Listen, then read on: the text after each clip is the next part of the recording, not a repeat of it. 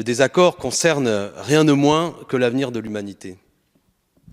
Alors que le libre-échange aujourd'hui est en train, pour paraphraser Marx que vous citiez tout à l'heure, épuiser le travailleur et la nature. Car précisément, les principaux effets des gaz à effet de serre viennent du grand déménagement de la planète. Et vous ne faites que l'accentuer, que le continuer, que le justifier. On vous a donné des arguments tout à l'heure, vous disant, ne serait-ce que l'avenir des baleines. Qu'en pensez-vous? Ne voyez-vous pas dans l'accélération de l'accord que vous nous proposez, que dis-je, que vous proposez sans que nous puissions en débattre vraiment, car il est entériné? Aucune réponse là-dessus, et ainsi de suite.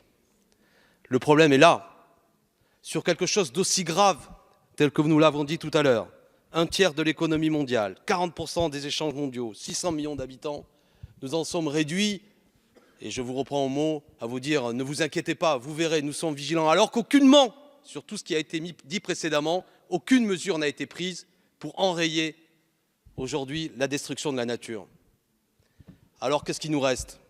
Cette tribune, nous vous avons dit les choses, et puis porter encore dans le débat public ce qui est en train de se dérouler. Non, l'accord CETA n'est pas un bon accord. Il ne fait qu'accélérer aujourd'hui la destruction écologique de la planète. Le libre-échange dont vous faites l'éloge est un élément mortifère sur les économies, sur la nature, sur les peuples.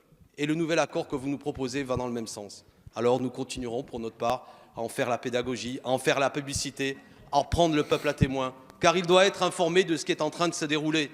J'invite chacun, au moins comme parlementaire, et ça a été dit par le collègue Hutin, c'est ici que devraient se décider des choses aussi importantes, avec du temps, en mettant sur la table, dans le débat public, l'ensemble des enjeux que cela comporte. Nous nous en sommes réduits à quelques heures de débat, et pardon, à remercier que nous puissions avoir eu quelques heures de débat.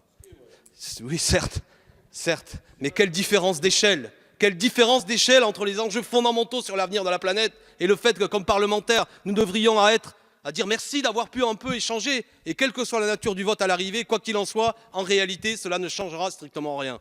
Moi, je ne crois pas que la présence de nos amis japonais est un élément du rapport de force qui s'est pu écouter la force de nos convictions. Ça n'est pas ainsi qu'un grand pays doit discuter sérieusement de la nature d'accords économiques. Il n'est pas question ici de dire que nous ne voulons plus avoir des échanges avec les Japonais. Ce n'est pas ça le sujet, c'est un peuple frère. Mais il s'agit de savoir si nous voulons accélérer les conditions économiques qui, on le voit bien aujourd'hui, amènent la planète dans le mur. Je vous répète ce que vous disiez tout à l'heure, le président Mélenchon, en citant la fondation de Nicolas Hulot. Il s'agit tout simplement du plus gros accord de commerce climaticide de l'histoire. Le plus gros accord de commerce climaticide de l'histoire. Voilà ce que nous sommes en train de voter à quelques-uns. Pour notre part, nous dirons non, résolument non, et nous le ferons savoir. Résultat du scrutin, pour 31 et contre 7. Cette résolution est donc adoptée.